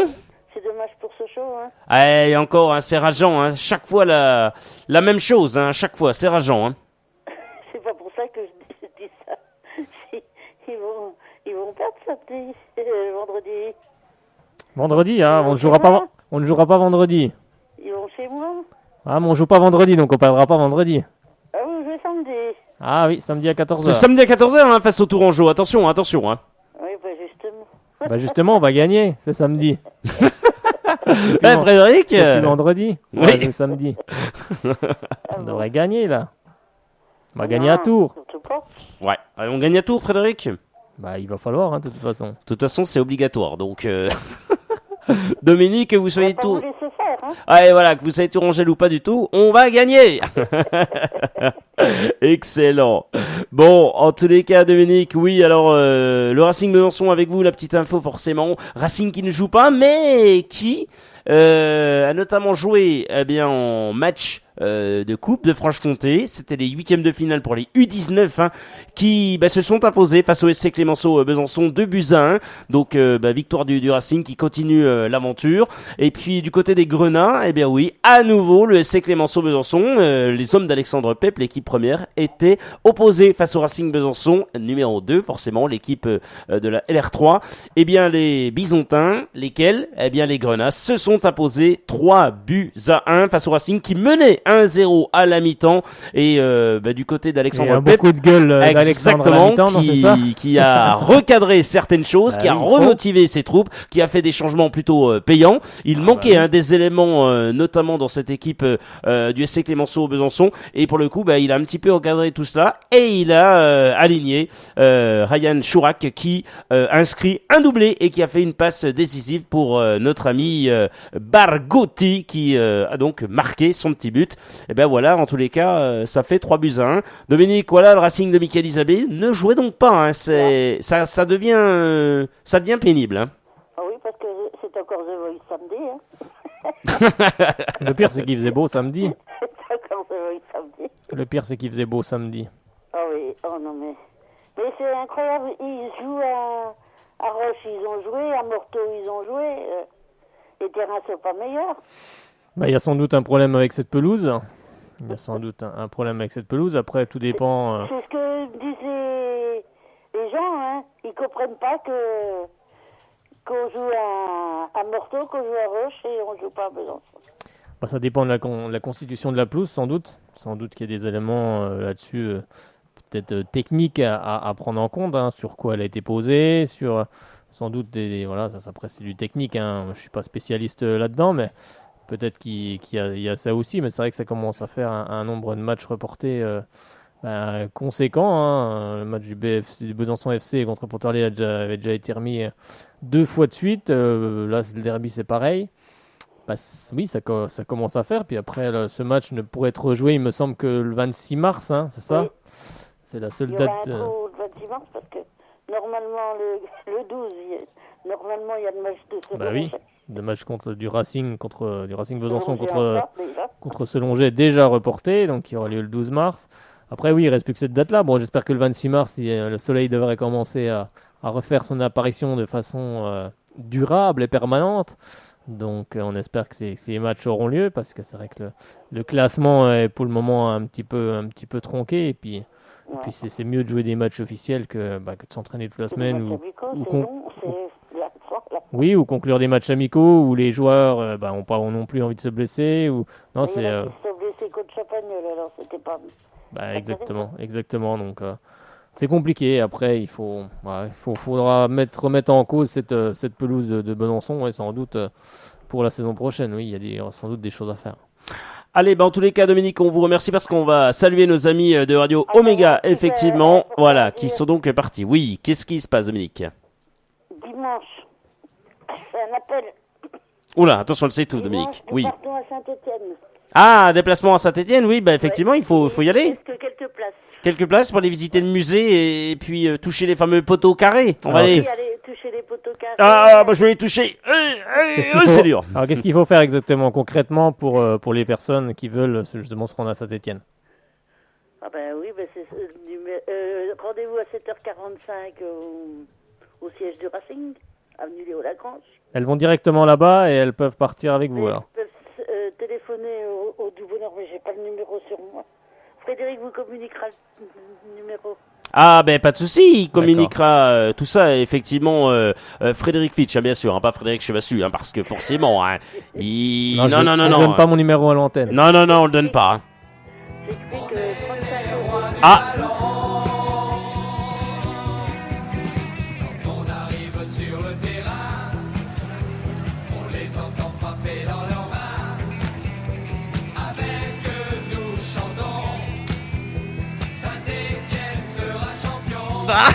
Dominique, c'est mal barré pour être champion vu le match d'hier l'élimination.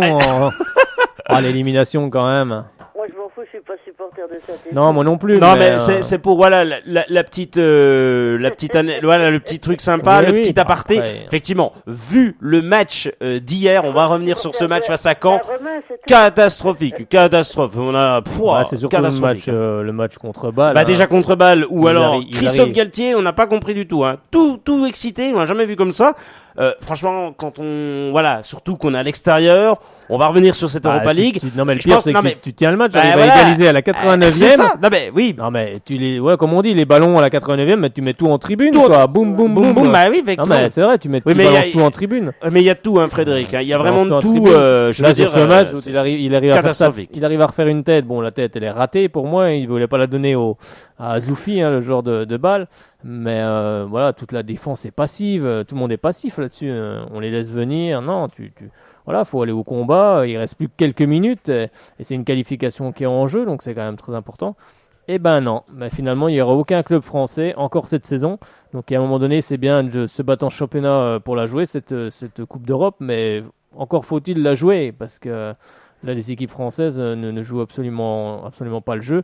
Pour moi, c'est pas une question de niveau parce qu'en France, le niveau est très bon. C'est juste, c'est dans les têtes aussi surtout. C'est dans les têtes que ça va pas. Donc, il faut pas pleurer de ne pas se qualifier pour l'Europe si c'est pour la jouer comme ça après. Et encore, Saint-Étienne a encore fait un bon parcours par rapport aux autres parce qu'il y en a qui sont déjà tombés bien avant.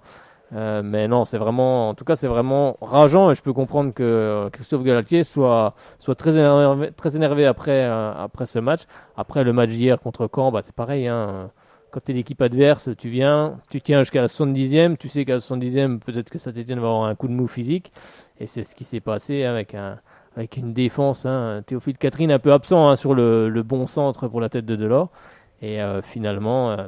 ça fait 2-0 pour Caen, mais Caen c'est une belle équipe, moi j'aime bien, un peu à l'image de Nantes, on peut comparer à celle de Nantes, c'est une équipe qui fait avec ses moyens, mais qui va toujours de l'avant, qui cherche toujours à gagner les matchs, et non pas à fermer le jeu comme le fait Monaco, ils vont toujours de l'avant, et ça moi j'aime les équipes qui vont de l'avant, qui vont essayer de chercher un résultat, c'est pour ça que même Sochaux, je dirais jamais rien, même si on perd un match et qu'on va de l'avant, qu'on cherche à gagner ce match. Là-dessus, moi ça me plaît, mais bon, c'est comme ça. En tous les cas, Dominique, on vous remercie infiniment et bien sûr, allez Racing, et allez. Tours. Non, wouh, bouh. Au revoir, Dominique. Allô. Allez, Sochaux. Voilà, moi je le dis. Excellent, Dominique. Allez, on nous appelle. Quel numéro faut-il composer pour joindre Frédéric Fitch? Eh bien, c'est simple. Le 03 81 50 67 51. 03 81 50 67 51. Frédéric, allez, on va revenir. On avait l'entraîneur tout à l'heure de cette équipe du FC Nantes. On revient sur notamment, les stats. 43 matchs face au FC Nantes à Bonal, dont un seul en coupe, Frédéric. Effectivement, le FCSM a très souvent accueilli le FC Nantes au Stade Bonal en championnat. 42 matchs sont à signaler, dont 3 en Ligue 2. Tous victorieux pour les locaux. Avec un bilan en faveur des Sochaliens qui se sont imposés 19 mois contre 13 succès nantais et 10 matchs nuls. Le FCSM reste sur 2 succès face au FC Nantes ainsi que sur 7 victoires en 8 matchs. Le dernier rendez-vous date du 1er février 2014, 1-0 grâce à un but de Stopila. Senzo bien joué. Très important. Encore. Oui, quand la dernière victoire nantaise datait du 23 mai 2009, 2-1 grâce à Dimitri Payet et un certain Kécherou, effectivement Kécherou contre un penalty d'Alvaro Santos en Coupe de France. Oui, le fameux Alvaro Santos. Et en Coupe de France, les deux équipes se sont rencontrées à Paris en 1968 pour le compte des 8e de finale. Le FCSM s'était imposé 2-1. Donc Frédéric, je me rappelle que d'une chose, Alvaro Santos, c'est un but de, je dirais bien 35 mètres, 35 mètres contre Sedan. Une belle frappe. Ah oui, une sacrée frappe. Décidément. Et puis en 1971, dans le cadre d'une confrontation aller-retour, les Franc-Comtois avaient remporté un match nul, un but partout de leur déplacement nantais avant de gagner 2-0 au Stade Bonal. Il s'agit du seul match en Coupe de France des Sochaliens à domicile face au FC Nantes avant le quart de finale de ce mercredi 2 mars. L'évocation d'un match de coupe entre les deux clubs rappelle par ailleurs la finale, la Coupe de la Ligue. T'en as parlé, Frédéric, oui. Du 17 avril 2004, remportée au tir au but par un certain Teddy Richard. Évidemment. Voilà, Frédéric Chevassu.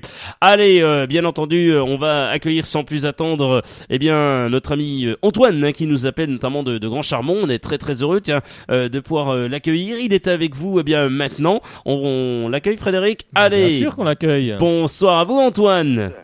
On ne sait pas et les joueurs sont comme nous. Bonsoir. Donc il n'y a rien à faire, ça doit cogiter. Oui. Je sais pas si tu as vu, je t'ai envoyé un message hier avec un article que j'ai reçu de la capitale, donc de Paris. On parlait de Monsieur Lee, qui avait repris le club de Sochaux, mais il n'a pas repris le club en tant que sportif. L'article a été envoyé. Je ne sais pas si vous l'avez lu, si vous avez pu le lire, parce que j'ai un de mes amis qui m'a dit qu'avec le lien, il n'arrive pas à le lire, mais bon, il y a simplement à faire un copier-coller et tu peux le lire. C'est pas une information, une fausse information, c'est bien une information qui est apparue sur des journaux de Paris. On dit bien que Monsieur Lee n'est pas venu à Sochaux dans l'esprit sportif, il est venu pour faire des affaires avec Automobile Peugeot, pour vendre des LED. Ça c'est logique. Pas comme ça, on va y arriver. Mais ça, on le savait depuis le début. On le savait depuis le début, il n'y a pas de cachette. Attends, tu savais pas tout, c'est pas vrai. Non mais on le savait, on savait très bien que les Chinois avec les DUS, la marque des DUS avec les LED, on savait très bien qu'ils n'allaient pas venir, surtout qu'il y a des véhicules, on savait très bien qu'ils n'allaient pas venir pour... Non mais voilà, ils n'allaient pas vendre de la choucroute quoi. Oui, mais il faut qu'ils soient franc-jeu, ils jouent pas franc-jeu là. Et tant qu'on ne jouera pas franc-jeu, le club il tournera pas. Bah, le problème, c'est qu'au début. C'est comme toi, si tu avais ton patron qui te faisait exactement la même chose, qui te dit je vais vous donner ça, puis en réalité, pas par derrière, c'est autre chose. Ah bah c'est tout à fait ça. Hein. Eh ben voilà, c'est souvent ça. Non mais on savait très bien que les DUS venaient pour justement équiper les automobiles Peugeot sur tout ce qui concerne les phares. Donc ça, c'était pas caché. Ça, on savait très bien qu'il y avait derrière, il y avait du business. Hein. De toute façon, c'est comme partout. Non, c'est pas des rêves du business. C'est le business en premier et le foot après. Oui, bah ça et c'est. Le foot peut-être. Et oui. Le foot peut-être. Bah, le foot va leur servir peut-être de tremplin pour leur marque. En tout cas, pour le moment, c'est mal. Pour le moment, c'est mal barré parce que pour le moment, ça leur fait pas de la pub du tout. Donc, moi, je vois pas l'intérêt d'avoir ce show qui soit. Enfin, nous, ce qu'on veut, nous en tant que supporters, ce qu'on veut, c'est savoir la réalité des choses, quoi. Ça fait des mois que ça tourne en rond, là. Et puis les joueurs, ils sont comme toi et moi. On peut dire ce que l'on veut. Ils n'ont pas que la tête qu'au foot. Ils ont la tête à ce qui se passe à côté. Qu'est-ce qu'ils vont devenir si on descend? Qu'est-ce qu'ils deviendront? Oh, bah, tu sais, toi? Moi, je sais pas. Après, les meilleurs iront dans d'autres clubs et puis les moins bons iront ailleurs. De toute façon, ça c'est toujours pareil. Ils iront dans d'autres clubs, mais avec quel potentiel? Si tu as fait une mauvaise saison, si tu n'as pas été mais bon, ça les regarde. Oui, mais ça les regarde. Ça les regarde. S'ils font une mauvaise saison, c'est qu'ils n'ont pas été bons, tout simplement. Non, attends, tu peux pas. Non, là, je suis pas d'accord avec toi. On n'est pas tout à fait d'accord là. Là, je vais te dire une chose. C'est pas. Ils ont fait une mauvaise saison. Si tu essayes de te montrer dans les matchs, mais si tout le monde ne suit pas, on fait quoi? Ben, il est là le problème, c'est qu'il y en a beaucoup.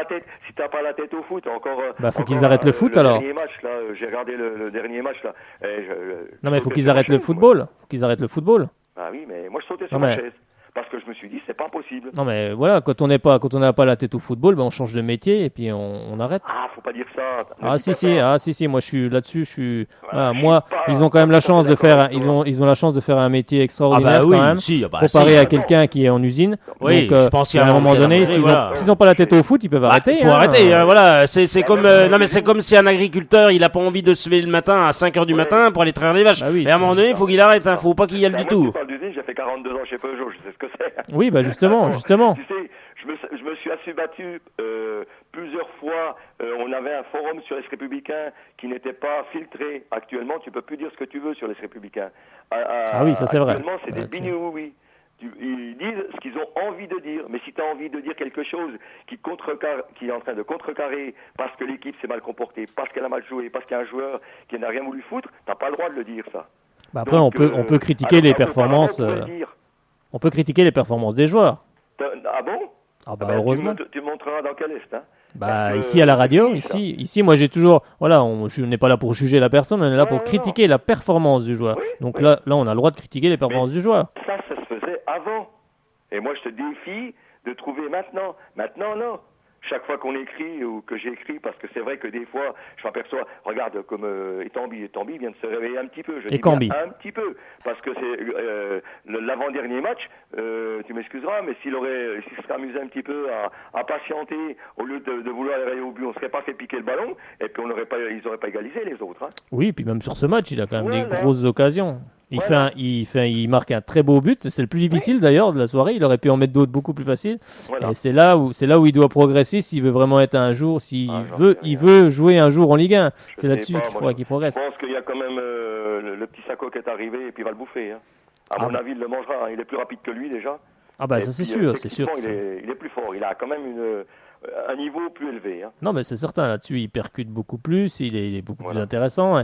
Et c'est sûr, après, ça s'appelle la concurrence. Mais oui, sur les critiques des joueurs, on le fait ici. On le fait ici en direct à la radio. Après, dans la presse, je ne sais pas comment ça se passe. Mais ici, en tout cas, à la radio, on peut critiquer les performances des joueurs. Et d'ailleurs, il faut critiquer les performances des joueurs. D'ailleurs, c'est les premiers demandeurs, eux, parce que je pense que c'est toujours bien. Mais la critique constructive, pas la critique... critique, pas de démolir le gars. Ouais, exactement. Donc, un gars, il est comme tout le monde, il a une tête. Exactement, ça peut arriver de faire un mauvais match, ça peut arriver à tout le monde. Mais bon, il y a un moment ou l'autre, il y a des moments où tu te demandes, tu dis est-ce que le mec veut continuer à jouer avec cette équipe ou est-ce qu'il en a rien à foutre, hein? On peut se poser la question. J'espère en tout cas que l'ensemble n'en a pas rien à faire de jouer en tout cas à Sochaux. Mais c'est vrai que non, mais c'est le problème qui se passe dans cette équipe, c'est que à chaque match, on a des joueurs qui sont à 100% et on a toujours 2-3 joueurs qui sont à 80-70%. Et à chaque fois, ça nous plombe. Mais sur le match à Valenciennes, ce match-là, on doit le remporter largement. Mais on est tranquille. Mais même l'avant-dernier match, on doit le remporter. Oui, même à Dijon, mais encore à Dijon, on peut se dire bon, c'est le leader. Bon, mais là, pas à Valenciennes, non, on doit remporter ce match. On a comme une équipe. On a une équipe. Je veux pas dire que c'est pas des lames. Hein. On a quand même une équipe de bon niveau. Ils sont capables de faire quelque chose. On le voit contre des équipes qui jouent au football. Le problème qu'on a, c'est que ceux qui viennent chez nous, ils viennent pas pour jouer au football. Ils viennent pour essayer de partir avec un point. C'est tout, hein. Ils viennent pas dans l'esprit de jouer vraiment. Ça joue pas. Alors que nous, on s'est aperçu quand même contre Monaco. On s'est aperçu quand même contre Dijon. On a quand même un bon potentiel. Maintenant, le potentiel, il a bien du mal à exploser, c'est tout. Moi, je m'aperçois quand même d'une chose, c'est qu'on a fait, je sais plus combien de matchs nuls en menant la marque.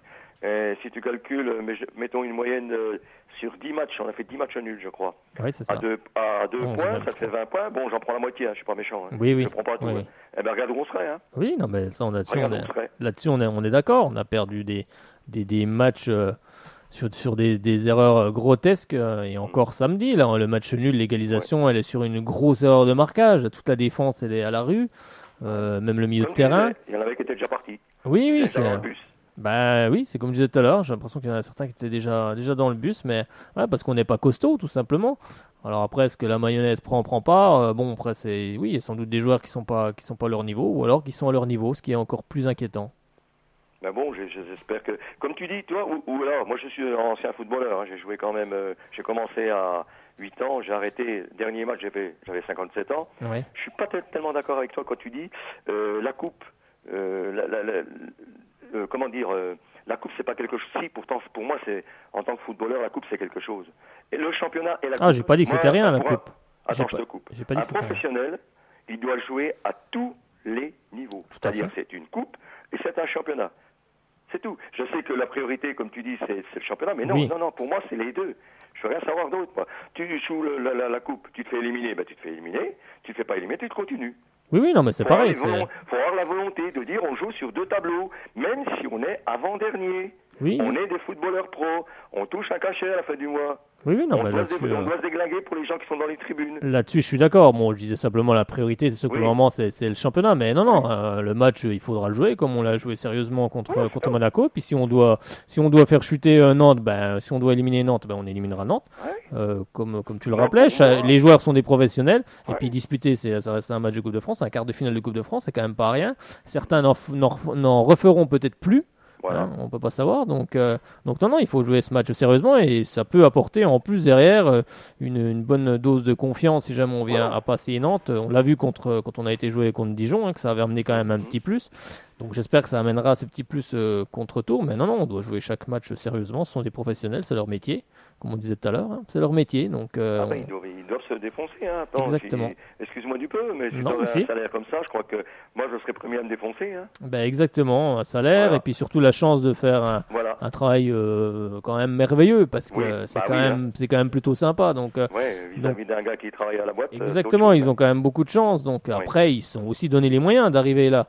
Il y a aussi ça. Mais donc maintenant, il faut faire ce qu'il faut. Mais peut-être que dans cette équipe, il y en a certains qui n'ont peut-être pas forcément le niveau de la Ligue 2 non plus. Hein. Peut-être qu'on s'est trompé. Il y a peut-être eu des erreurs de recrutement, des erreurs de casting.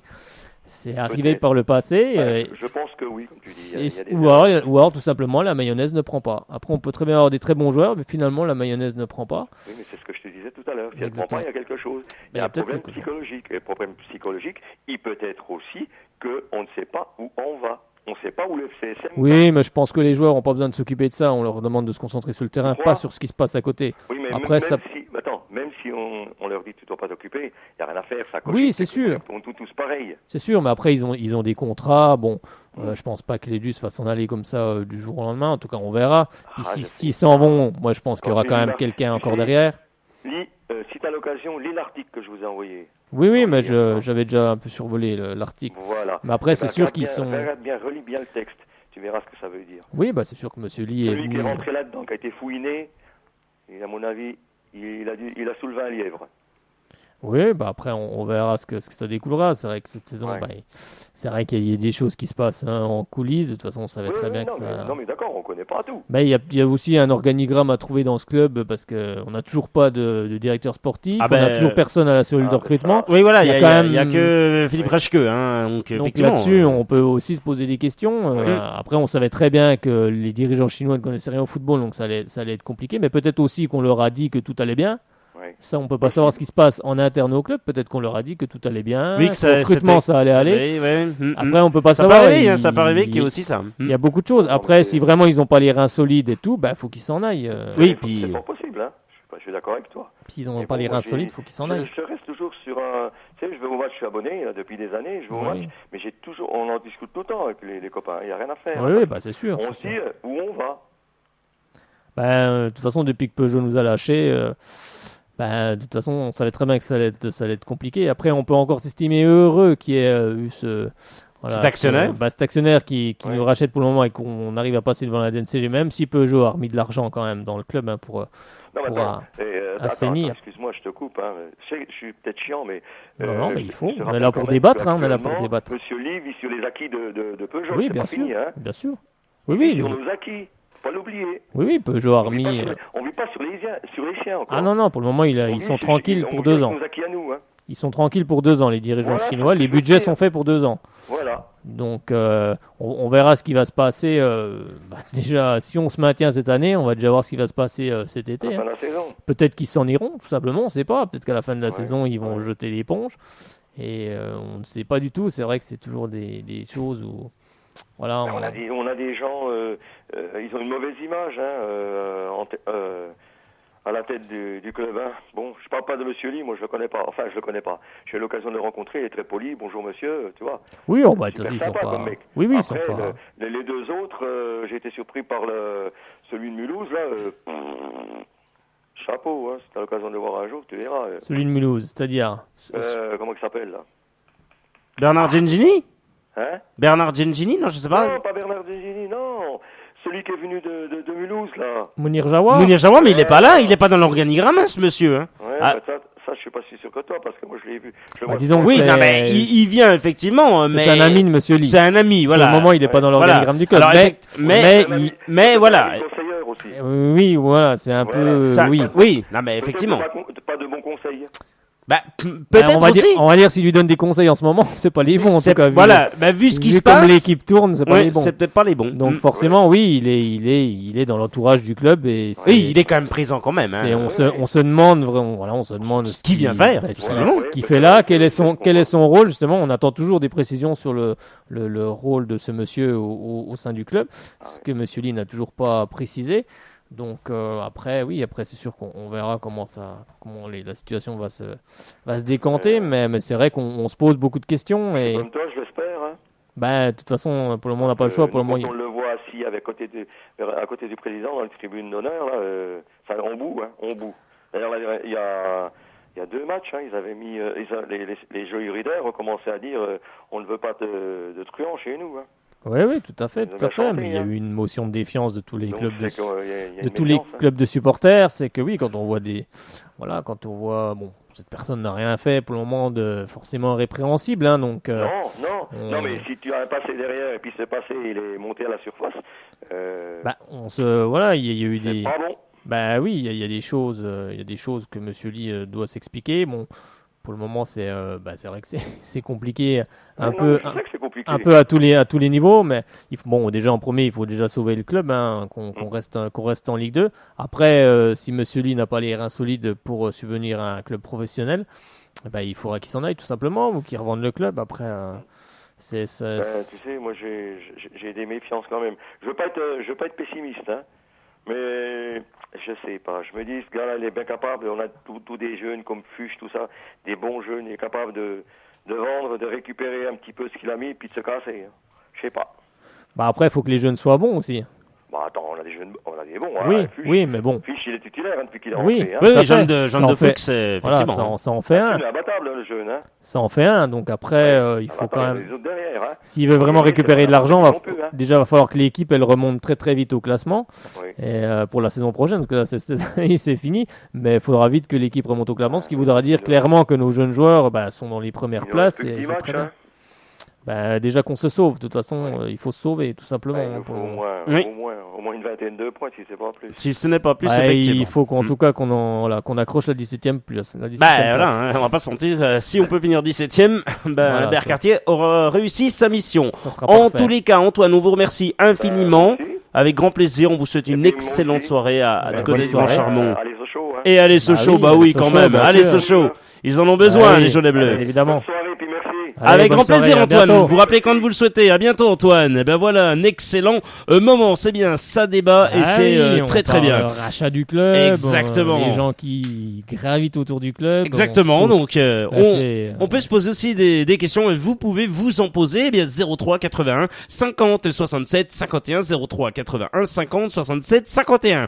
Thibaut Pinot, présent pour FCSM FC Nantes. Magnifique. Le cycliste de 25 ans qui est né à Mélisée en Haute-Saône et qui a porté les couleurs du CC Tup en 2009. Eh bien, il sera l'invité pour les quarts de finale de cette Coupe de France. Lui qui est passionné de football.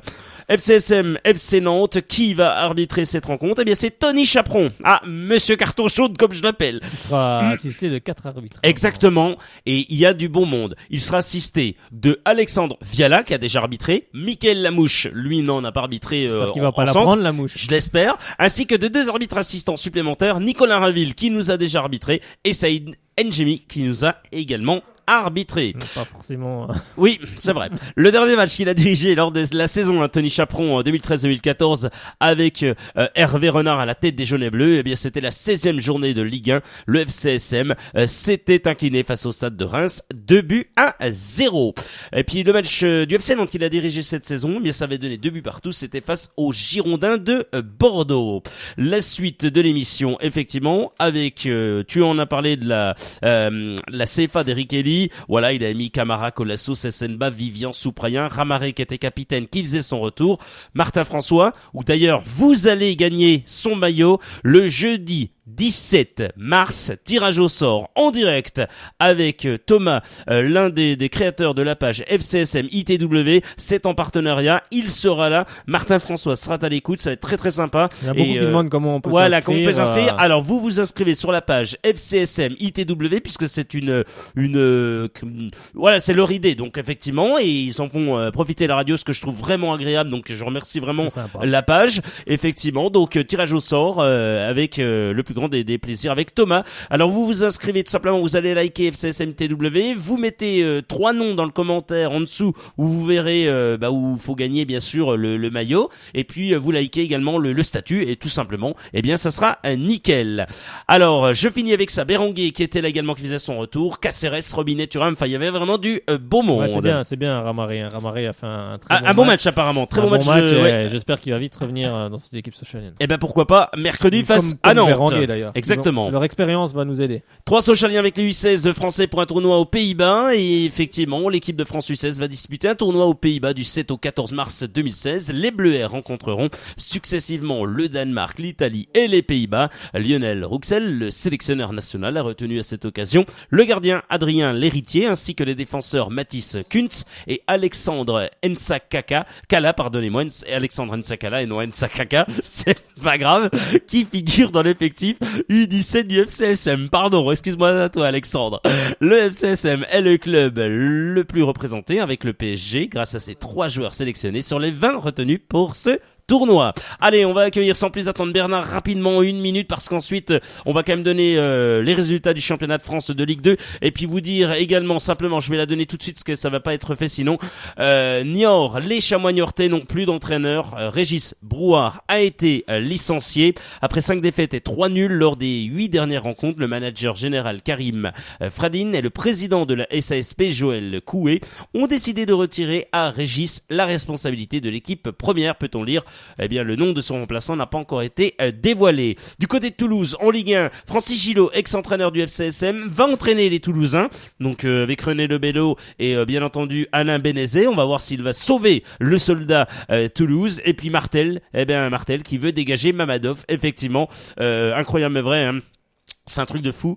Il y avait cet actionnaire. A dit stop. Exactement, il a dit stop. Ça, c'est plus inquiétant. Exactement, parce que Mamadov ne donne aucune réponse et ça fait donc très peur. C'est qu'il ne veut pas vendre. Effectivement, je pense qu'il doit pas être vendeur, l'homme. Allez, on accueille sans plus attendre l'ami Bernard qui nous appelait au 03 81 50 67 51. Toute l'actualité des jaunes et bleus, c'est sur Radio Shalom Besançon.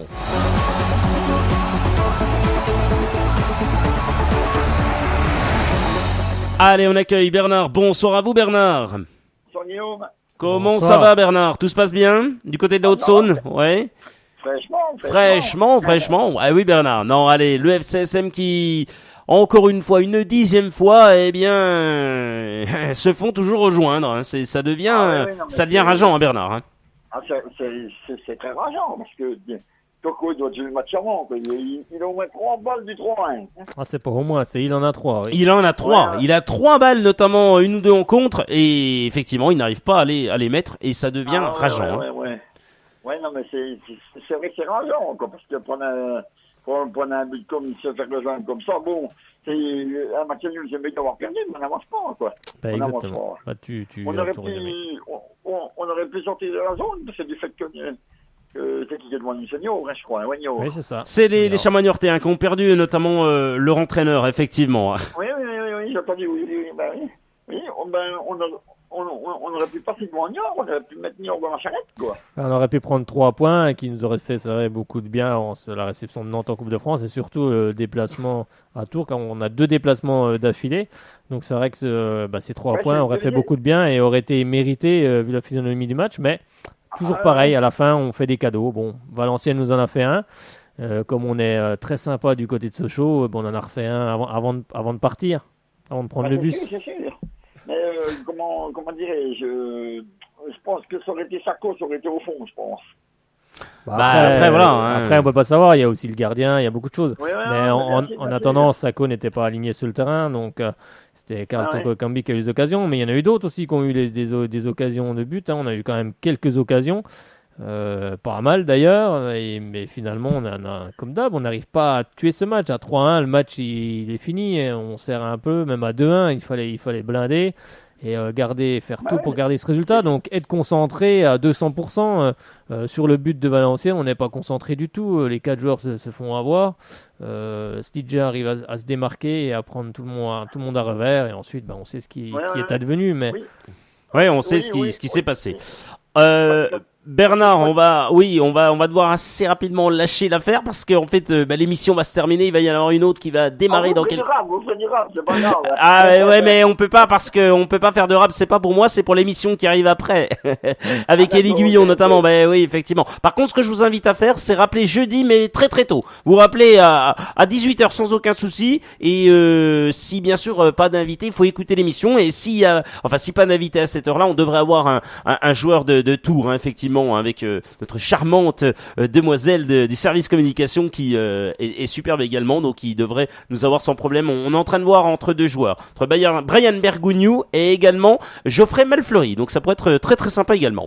Allez, mon cher Bernard, vous rappelez donc jeudi et on parlera du match, face à Nantes et également du match de samedi à 14h face au Tourangeau. Je vous souhaite une excellente soirée et je vous dis bien sûr, allez, c'est vous qui le dites. Bien joué, bonne soirée Bernard. Et voilà. Bon moment avec l'ami Bernard. Allez, rapidement Frédéric, les résultats du championnat de France de Ligue 2, effectivement.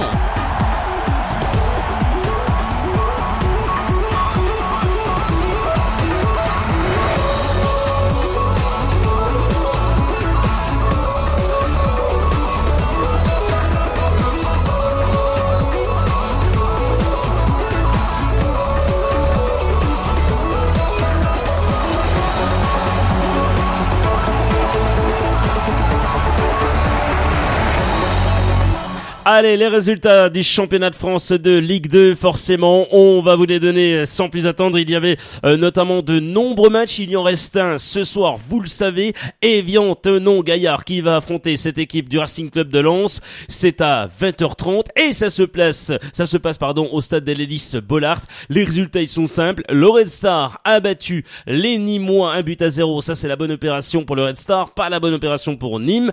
Créteil face à Laval, les rois du match nul 0-0. Metz de Yeni Nbakoto a fait 2 buts partout face au Messin. Adnan a marqué à Youssef Adnan.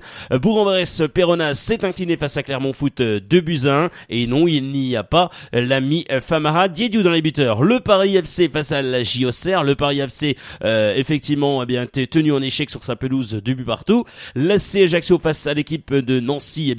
Nancy qui s'incline face à l'AC Ajaccio 2-1. Encore un but de Julien Toudic.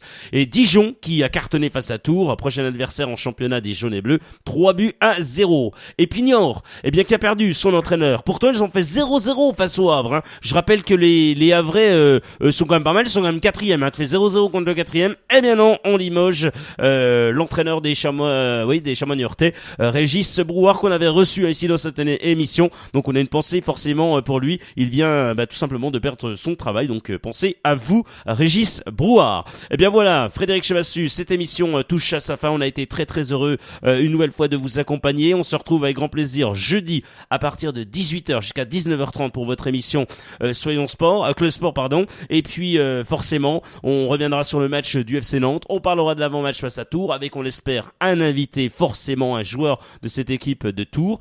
Et demain c'est Yves Nachin qui vous accompagne entre 17h30 et 19h pour son émission Et c'est la vôtre. Shalom à vos côtés avec notamment un grand bon moment avec le Gorafi. Ça va être très très sympa, une histoire très très drôle. D'ailleurs c'est l'ami Jean-Pierre de Pau qui a mis notamment sur la voix notamment de ce superbe chronique. Merci Frédéric Chevassus. Tu voulais rajouter quelque chose? Non, tout a été dit, je ne pense pas. Oui, le mot de la fin c'est toi qui vas le faire. Allez Sochaux. Salut à toutes et à tous.